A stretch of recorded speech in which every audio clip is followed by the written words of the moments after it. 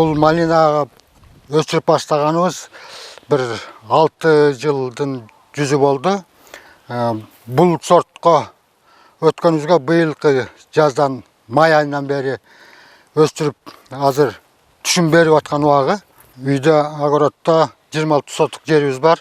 Бұл огородты іштетуде эми біздің айыл жергесіне жашаған жарандар көп жерлері бош. Ошону ушундай малина жер жемишке басымдуулук кылып иштетсе болот. Башка жерден арендага жер албай, үйдөгү огородто бош жер калтырбастан ар кандай жемиштерди өсүрсөк болот. Мына биз ушуга басым жасап, бош жер калтырбай иштетип атабыз.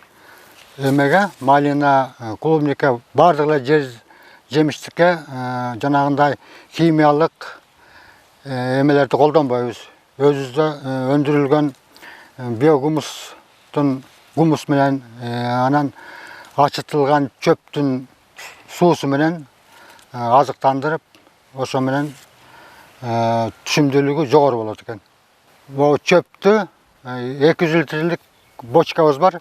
Ошого чөптү салабыз, жарымынан ага бир чака тооктун боогун салабыз. Анын үстүнө жаңы уйдун боогун салып, ачытабыз ал. Ал бир 10-15 күндө ачыйт. Анын 1 литр суусу 10 литр сууга кошуп, ошо менен дагы тамчылатуу эмеси менен сугарып азыктандырабыз да сууга. Ал бул жердин эмесин көтөрөт, түшүмдүүлүккө дагы жакшы пайдасы бар. Отундун гүлү ошону сууга езип сугарабыз андагы, болбосо кургак түрүндө мындай чачып койсо да болот. Ошол жана курт кумурска, зыянкечтерге аябай эң чоң пайдасы бар да. Май айында жаңы отургузуп баштап, азыркы учурда мына түшүмүн берип аткан убагы. Бул сорт палана сорту. Мындан мурун бир 5-6 жыл мурун өзүбүздүн эле местный сорт менен алектенип, ошо менен иштеп келгенбиз. Ал сорт бул сортко караганда түшүмдүүлүгү азыраак. Бул сорт түшүмдүүлүк жагынан аябай жакшы болот экен. Анан бул калыска чыдамдуу.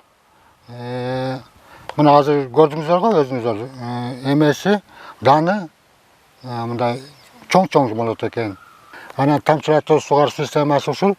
Бул жөөктө 2 лента кеткен.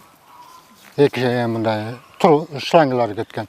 Ошол ар бир аралыгы 20 сантиметрден тамчылап берет да. Анан бул тамчылатуу сугаруу аябай эле үнөмдүү болот экен. Жерге сиңгени аябай эле жакшы эмесин берет экен, натыйжасы жакшы. Бул Сокулук айылында дагы жер иштеткендер мурдага караганда азыр иштетип көңүл буруп калышты огородторуна. Ушул тегеректе тааныгандар келип, менден кандай кылсак деп кеңеш бергиле деп сурап келишет. Кеңешимди берем, кандай тамчылатуу системасын айтып, эмне кандай эме бериш керек жер семирткичин, ал жөнүндө маалыматты берип, азыр менин байкашыма караганда айылда Сокулук айылынын ичинде эле көп жарандар уже өздөрүнүн чакан огородун иштетип, клубника болобу, малина болобу, аябай байкашыма караганда аябай эле жакшы өзгөрүшү башляды азыр.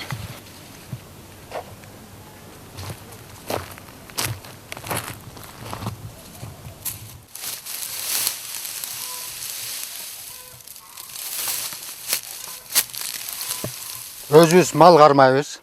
Малдан чыккан кыкты жөн төкпөстөн муну иштетебиз. Жанагы Калифорниядан келген сөөлжанды мындай иштетип, анан бул биогумус болот да. Мындай курттар мындай кызыл. Бул сөөлжандар ушул кыкты иштейт. Иштеткенден кийин муну элеп бөлүп алабыз дагы гумусын алабыз. Бул кыкка негизи суу гана талап кылат. Буга эмгек кылыштын кереги жок. бир гана буга нымдуулук керек, суу чачып туруш керек. Анан үстүн ушундай саманмен жабыш керек. Себеп дегенде бул сөөлжан күндү жакшы көрбөйт, качат да күндөн. Ошон үчүн үстү жабык болуш керек. Көлөкөдө болсо бул сөөлжан иштей берет. Бул мээнет талап кылбаган экен, бирок жер семирткичке эң пайдалуу жагы бар экен. Аябай чоң эмеси бар, пайдасы бар да. Бул сөөлжан аябай тез көбөйөт турат. Аябай личинкаларын таштаганда бул аябай көп, бат эле көбөйөт. Муну иштеп бүткөндөн кийин муну бөлүп алабыз, жана элеп, жана сетка аркылуу бөлүп алабыз да, анан жаңы кыкка таштайбыз аны. Ошентип эле көбөйүп кете берет. Тиги жактан иштеп чыккандан кийинкиси гумус. Мына бул даяр. Тиги гумус кыкты иштеткене бир 3 ай, 6 айга чейин убакыт кетет. Андан кийин анан сөөлжанды бөлүп алабыз дагы. Андан кийинки бул гумус ушул. Муну бардык жер жемишке салса болот. Бардыкына. Сапатын жоготпойт. Канчалык көп турса ошончолук эмеси бар да. Жакшы болот. Күндөн коргош үчүн жана ичинде дагы майда сөөлжандар бар. Алар калганын дагы иштеп, дагы гумусун чыгарат. Ошон үчүн үстү жабык болуш керек. Бул жакта 18 тереңдикте казылган скважина бар. Ал жерден суу сордуп бу бочкага толтурабыз. Бу бочкага толуп, мында суу жылыгандан кийин кечинде гана бу малинага тамчылатуу ыкмасы менен кое беребиз. Ар бир жөөктө 2ден эмеси кеткен, капельный тамчылатуу системасына шлангилер. Ар биринде крандары бар. Ошону ар бир жөөктү ачып, ошол тамчылатуу ыкмасы менен сугарабыз.